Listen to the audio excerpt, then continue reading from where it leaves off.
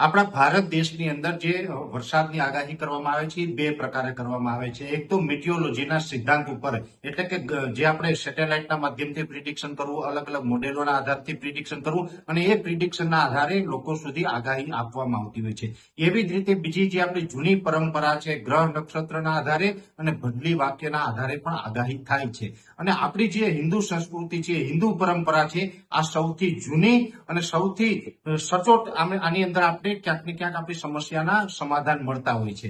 ત્યારે વરસાદની જે આગાહી થાય છે એમાં પણ આપણું જે સાહિત્ય છે, આપણી જે સંસ્કૃતિ છે, વિશ્વની અંદર નંબર 1 છે. અને ભારતીય સંસ્કૃતિની અંદર એ તાકાત છે કે દુનિયાને વિજ્ઞાન શું છે એ ખબર નહોતી ને, ત્યારથી આપણા જે ગ્રંથો છે એની અંદર વરસાદનું પણ વર્ણન કરવામાં આવ્યું છે અને આના આધારે સચોટ આગાહી થતી હોય છે.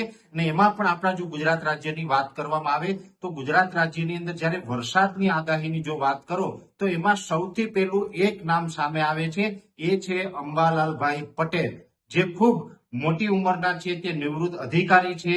પોતાને કોઈ જ પ્રકારનો વ્યક્તિગત સ્વાર્થ નથી, નિસ્વાર્થ ભાવે આ રાજ્યની અને આ રાજ્યના ખેડૂતોની સેવા વર્ષો સુધી એમણે કરી છે અને એમની સેવાથી ગુજરાત રાજ્યના ખેડૂતોને અને ગુજરાત રાજ્યને ઘણા બધા ફાયદા થયા છે.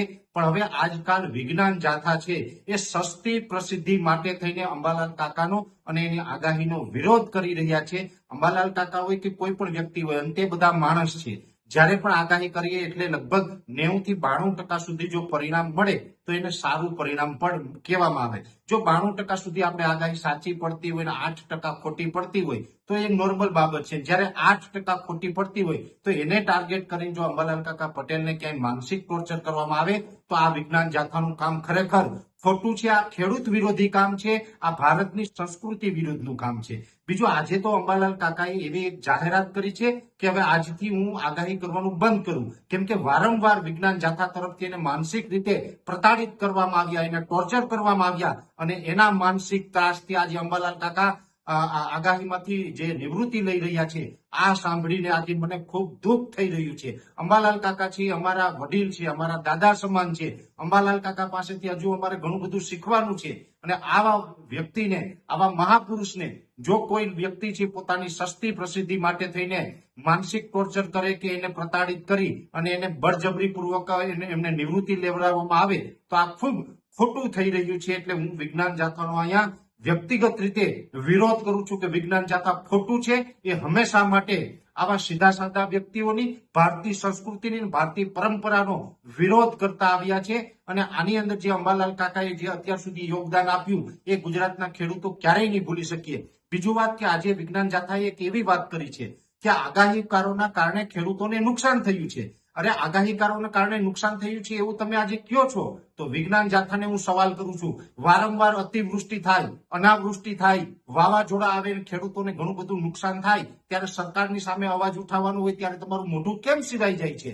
આજે ઘણા સમયથી આપણે જોઈ રહ્યા છીએ કે વર્તમાનમાં ખેડૂતોને એક પ્રશ્ન ચાલી રહ્યો છે, એ દ્વારકા જિલ્લો હોય અથવા તો જે કચ્છનું વાંઢિયા હોય, સુરેન્દ્રનગરનું કોંઢ હોય કે મોરબીનું જેતપર હોય, આમાં જે ખેડૂતોના ખેતરમાં થાંભલા નાખવામાં આવી રહ્યા છે અને એમાં ખેડૂત વિરોધ કરી રહ્યા છે, ત્યારે વિજ્ઞાન જાથાનું મોઢું કેમ સિવાય જાય છે? ત્યાં તમને ખેડૂતોનું નુકસાન નથી દેખાતું? આગાહીકારોમાં તમને નુકસાન દેખાણું?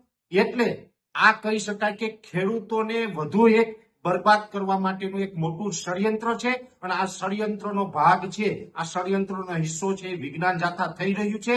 કઈ રીતે આ ગુજરાત રાજ્યમાંથી ખેડૂતોને નુકસાન પહોંચાડી શકાય, ખેડૂતોને જે મળતી સુવિધાઓ છે બંધ કરી અને ખેતીને ભાંગી જાય, તો આ ખેતી જો ભાંગી જાય એ પછી ઉદ્યોગપતિને કેવી રીતે આ ખેતી છે આસાનીથી આપી શકાય, એટલા માટે થઈને ખેડૂતોને બરબાદ કરવા માટે થઈને આ એક ષડયંત્ર ચાલી રહ્યું છે. અને આની અંદર વિજ્ઞાન જાથા છે ક્યાંય ને ક્યાંય મોટો રોલ ભજવી રહ્યું છે, આવું મને લાગી રહ્યું છે. એટલે જો વિજ્ઞાન જાથા આ રીતનું કૃત્ય બંધ નહીં કરે તો ગુજરાતના 56 લાખ ખેડૂત ખાતેદારોને હું સાથે રાખી અને વિજ્ઞાન જાથા અને વિજ્ઞાન જાથાના ચેરમેન જયંતભાઈ પંડ્યા વિરુદ્ધ આંદોલન કરીશ અને એમની વિરુદ્ધ પણ ફરિયાદ હું લખાવીશ કે અમારા ગુજરાતના ખેડૂતોને બરબાદ કરી અને અમારા ખેડૂતોની જે જમીન છે, આ જમીન તમે કોઈ ઉદ્યોગપતિને અપાવવા માંગો છો અને આ જમીન ઉદ્યોગપતિને અપાવવા માટેથી તમે કોઈને કોઈ ઉદ્યોગપતિ પાસેથી સોપારી લીધી હોય એવું વ્યક્તિગત મને લાગી રહ્યું છે. એટલે આની પણ એક નિષ્પક્ષ તપાસ થવી જોઈએ જેવી મારી સરકાર પાસે માંગ છે.